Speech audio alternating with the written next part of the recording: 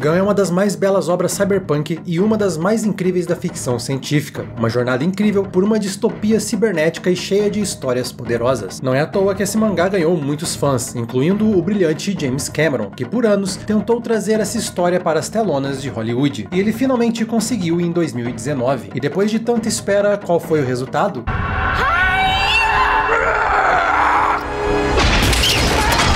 Uma grande surpresa, talvez a melhor adaptação já feita de um anime barra mangá para Hollywood, mas claro, não sem os seus defeitos. Recentemente exploramos por que Gun, o mangá e o OVA são obras essenciais do cyberpunk, e nessa segunda parte vamos explorar como a versão cinematográfica tentou adaptar essa história, no que ela errou, mas principalmente no que ela acertou. Eu amo a história original e também a sua primeira adaptação, então eu fui surpreendido pelo que o filme foi capaz de fazer, mas ainda mais interessante do que isso, tal como o OVA, ele foi capaz de se manter fiel ao mangá, mas fazer pequenas adaptações que acabam tornando essa versão única, dando uma visão diferente do original, sem perder a sua essência. Uma adaptação que trouxe o que os fãs sempre quiseram ver na tela grande, diferente o suficiente para não ser redundante, e conseguir manter vivo o espírito do cyberpunk. Boas-vindas ao Central Pandora, eu sou o Matheus e hoje vamos para o século 26 para explorarmos uma adaptação que ainda tem muito com que te surpreender.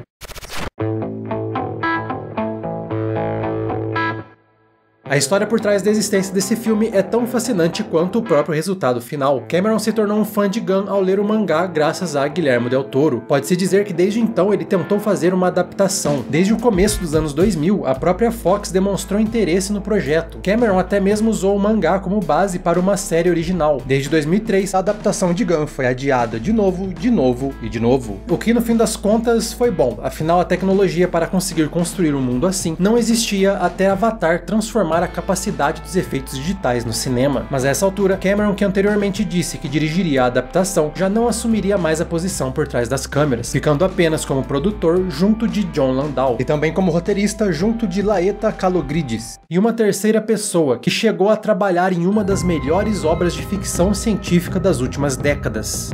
Pequenos Espiões 2. Robert Rodrigues foi essencial para fazer esse filme dar certo, não apenas pela sua coragem de assumir as partes mais malucas de algo assim, e não ter vergonha de entregar algo que abuse da criatividade, como também por causa de uma mudança temática muito importante que vamos comentar mais pra frente. O grande trunfo dessa versão é que, além de ter uma das maiores mentes criativas do cinema, que é realmente apaixonada pelo projeto, eles podiam usar como referência não uma, mas duas obras geniais, e eles aproveitaram justamente isso. Para os fãs de Gun, é fácil ver como o filme é uma amálgama das melhores ideias do mangá, junto com as adaptações que provaram ser uma boa ideia no OVA, muitas vezes com a junção das duas inspirações, como por exemplo a cena em que Gali descobre que Ido é um caçador guerreiro, que é bem similar às páginas preto e branco, mas ele aproveita para também introduzir Greuística da mesma forma que o OVA fez. Em vez de apenas um inimigo, ou até mesmo dois, temos aqui três, a combinação de duas versões já queridas. O filme também aproveita a introdução de personagens originais do OVA, como Shiren, que foi a melhor ideia que a animação trouxe. Para quem leu o mangá ou quem assistiu a versão animada, fica bem óbvio que essa adaptação foi pensada com o material original em mente. Muitas das cenas que vimos apenas em imagens estáticas, agora vemos em movimento, e nesse quesito, a adaptação é perfeita. A luta no bar sendo um dos pontos altos nessa tradução de páginas para a tela. Esse filme acertou demais em usar as referências das duas versões anteriores e combinar os seus pontos mais altos, como a simplicidade de Gurística comparado a Macaco, mas ainda assim usando partes da história do mangá para tornar esse mundo mais completo, mais cheio de vida e conectado. Here there are worlds above worlds.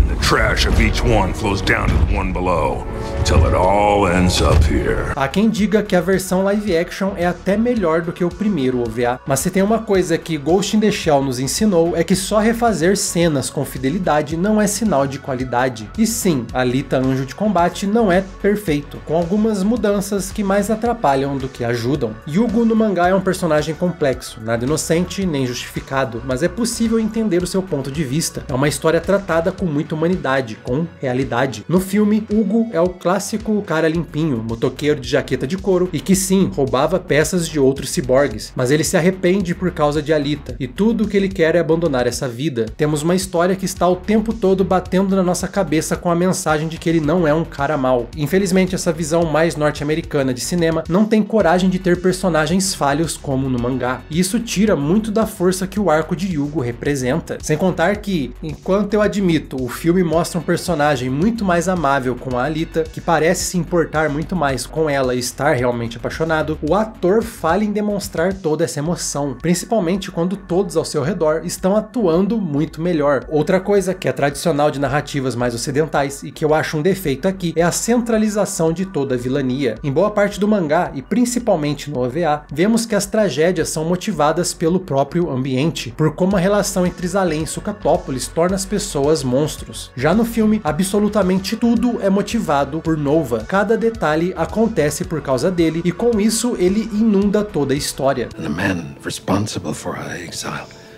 the watcher behind the eyes, is Nova. Nova. Nova? Nova? Nova? My master, Nova.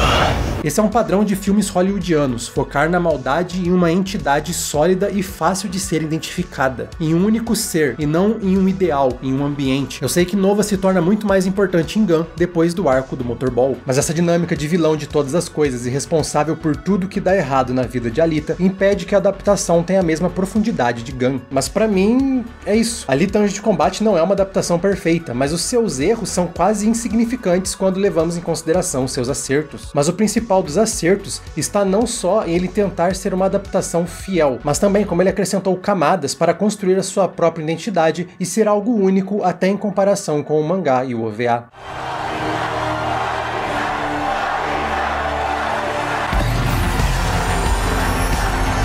Algo que vi muita gente comentar é que essa versão de Sucatópolis é muito mais limpa, menos desagradável que a do mangá, e eu concordo, ela realmente é menos opressiva em tom do que a original, mas eu acho que tem um propósito nisso, além de ser uma forma de sanitizar a história para um público norte-americano. Como eu falei no primeiro vídeo, Gun tem várias mensagens, e uma das principais é aprender a amar o seu ambiente, seus próximos e ver a beleza no seu mundo. Eu acredito que esse tenha sido o foco que o filme decidiu adotar. Muitos podem até não perceber, mas enquanto Gun, ou Alita, é uma história bem universal, essa versão cinematográfica é a que está mais próxima de nós. Sim, eu, você e todos os outros brasileiros. Gun sempre foi uma história sobre lutas de classes, entre a elite de Zalem e até acima deles e a superfície, com o Gali bem no meio disso tudo. O que o filme fez foi trazer um contexto mais geopolítico para essa questão que eu acho fascinante. Vale lembrar que Cyberpunk sem crítica política é apenas neon pop. Dessa vez, Sucatópolis, que se tornou Iron City, em vez de ficar nos Estados Unidos, fica no Panamá, ou seja, temos um ambiente latino-americano, o que fica ainda mais evidente quando começamos a notar que espanhol é uma das línguas principais da cidade. Temos um ambiente onde as pessoas acham que vivem em um grande lixo, e que tudo que eles querem na vida é se mudar para o ambiente mais rico que fica lá no norte vertical, e o único jeito de fazer isso é através de um esporte popular que envolve uma bola. Consegue ver a semelhança com uma certa realidade? Alita Anjo de Combate é sobre fronteiras, sobre como países separam a sua dita utopia de uma distopia que estão abaixo deles, dão apenas entrada para a utopia para alguns poucos seletos. Essa é basicamente a mesma crítica presente em Elysium, que tem também muito de Gun, e é nisso que eu acho que a visão de Rodrigues ajuda bastante. Rodrigues tem uma forte ligação com a cultura do México, e com isso ele consegue trabalhar esses elementos latino-americanos, e principalmente essa questão de uma divisão entre fronteiras de um país rico para um país pobre, de uma forma bem genuína. A ideia aqui é a mesma do mangá, aprender a valorizar o seu mundo ao invés de ficar ali sonhando com um mundo que está acima do seu e que justamente é responsável por tornar a sua distopia algo tão problemático. Podemos ver essa dinâmica com Hugo e Alita em uma cena muito sutil, mas poderosa. Quando Hugo mostra qual é o seu sonho para a Cyborg, temos esse momento. Really cool. No. Look. That view. Alita imediatamente olha para baixo e admira a beleza de Iron City, enquanto Hugo não só apenas olha para cima, como tenta convencer Alita de que onde eles moram é uma porcaria. I wonder what it's like up there. Better than this dump down here. Que a vida deles deve ser resumida em olhar para cima e buscar uma forma de alcançar Zalem. É um simbolismo muito poderoso, principalmente para quem viveu em sociedades como a nossa, que estão sempre buscando a grama verde do vizinho, sempre desvalorizando o nosso próprio país, a nossa própria realidade, em nome de uma utopia que verdadeiramente não existe. Eu acho que é por isso que essa nova Sucatópolis, menos feia, funciona, para mostrar como as pessoas têm uma percepção muito mais negativa sobre onde moram, quando tudo o que elas querem é valorizar só quem está acima. E mais do que isso, quando você não dá valor ao seu redor, aos seus semelhantes, e está disposto a fazer o mal para conseguir crescer na vida, esse mal volta direto para você, tornando a sua distopia ainda pior, que é o que Hugo aprende ao ver que o braço que ele roubou de Kinuba acaba no vilão Grewishka. É um tanto fascinante a capacidade desse filme de entregar exatamente a mesma mensagem central do mangá, mesmo acrescentando as suas próprias nuances. Obviamente, o filme perdeu muitos detalhes e profundidade na história, mas ele definitivamente manteve toda a força temática que ele precisava ter. Muitas vezes adaptações se preocupam muito em parecer com a obra original, mas não falar a mesma coisa que a obra original. Alita Anjo de Combate consegue encontrar justamente esse ponto de equilíbrio. Outro grande acerto foi a ressignificação do Motorball, que não aparece no OVA e não tem ligação direta com a dinâmica Zalem Sucatópolis no mangá. Aqui ele ganha uma importância que se conecta melhor com Alita e Hugo e dá uma fluidez melhor entre o esporte e o resto da trama. E se ainda não ficou óbvio, aqui no filme essa é uma referência direta ao futebol, que para muitos que nasceram nas Iron City é uma das únicas esperanças de ter qualquer coisa na vida e alcançar Zalem. Mas como sabemos, o Motorball é manipulado, tirando a chance de alguém chegar à cidade flutuante honestamente, nos lembrando que ninguém sobe se não for para benefício de Zalem. Alita Anjo de Combate é, tal como seus antecessores, um grande exemplo do poder que o cyberpunk ainda tem, e enquanto não chega no mesmo nível de quase perfeição do mangá, ainda merece tanto reconhecimento quanto e todo o carinho dos fãs da obra original. Adaptar as cenas de ação, principalmente alta velocidade do mangá, é uma tarefa quase impossível, e foi outra coisa que essa versão fez com maestria. O Motorball aqui é tão incrível quanto nas páginas, em alguns momentos até mais refinado, por conseguir entregar mais fluidez em meio ao caos, e também por Rodrigues ter buscado nas corridas automobilísticas uma âncora na realidade para que os nossos cérebros consigam interpretar tudo o que está acontecendo, mas ao mesmo tempo nunca perder a sensação de que estamos vendo algo que pode ser real. Outro grande mérito é como eles mantiveram a loucura no nível da modificação cibernética desse futuro. Claro, isso faz com que alguns personagens pareçam cartunescos e um pouco artificiais, mas primeiro, a tecnologia para live action realmente nunca tornaria isso tudo perfeito, e segundo, o mangá é exatamente assim. A própria decisão de fazer Alita ter o rosto com proporções similares à sua contraparte das páginas é parte desse comprometimento de entregar aos fãs a Gali, ou a Alita, que eles sempre quiseram ver no cinema. Rodrigues e Cameron aqui adotaram uma filosofia muito interessante de adaptar a realidade para a obra, em vez de adaptar a obra para a realidade. Sei que muitos acharam os olhos estranhos, mas Alita Anjo de Combate é uma das mais marcantes expressões visuais do cyberpunk recente, principalmente no cinema, que costuma ter uma estética muito mais comportada, por assim dizer. É um filme vibrante, cheio de ação, e que usa o material base para criar a sua própria atmosfera, a sua própria identidade e contar a sua própria história, com as suas nuances, sem nunca perder o que tornou o Gun uma obra-prima. Muito além disso, ele consegue ainda agregar à história um foco maior no público da América Latina, mesmo sem ser pedante demais só para tentar nos agradar. Por si só, isso já dá a ele um charme muito maior para nós brasileiros. Para mim, Alita é a melhor adaptação de um anime já feito para Hollywood. Ele acertou tudo o que ele poderia acertar, e os seus erros são insignificantes diante do que ele nos entregou. Eu sei que tem muitos fãs do mangá que não gostam dessa versão, e eu honestamente entendo por quê. Apesar das suas muitas qualidades, Alita Anjo de Combate é inferior a Gun, mas para mim esse ainda foi um grande acerto, que conseguiu criar a sua própria versão e que ainda conseguiu entregar uma das melhores personagens da ficção científica recente. E ainda existem muito mais detalhes interessantes nessa versão. Já notou o quão parecido com Robocop alguns dos ciborgues são? Principalmente como são os rostos? Não só isso, mas como há uma cena que é muito similar a Robocop 2. Tudo bem que ela já apareceu nas versões anteriores, mas dessa vez ela lembra muito mais a cena do Ken. E ainda além disso, os robôs de segurança da fábrica foram redesenhados para serem bem mais parecidos com o nosso velho amigo Ed 209. Please put down your weapon. You have 20 seconds to comply. Hostile intention detected.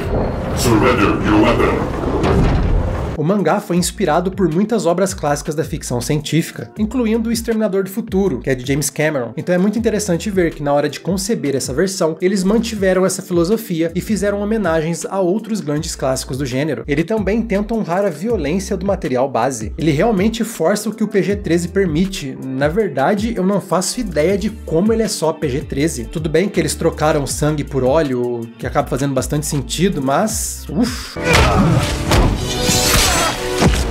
Há muito aqui para os fãs, que podem reconhecer alguns nomes bem importantes. This is Master Clive Lee of the White Hot Palm. He has over 200 confirmed kills.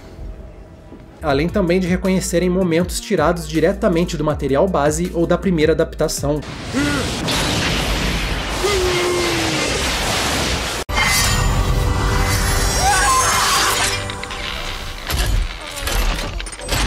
Existem algumas referências que são até difíceis de serem percebidas, que prova que os responsáveis por Alita têm muito amor por Gun. And I'm just an insignificant girl.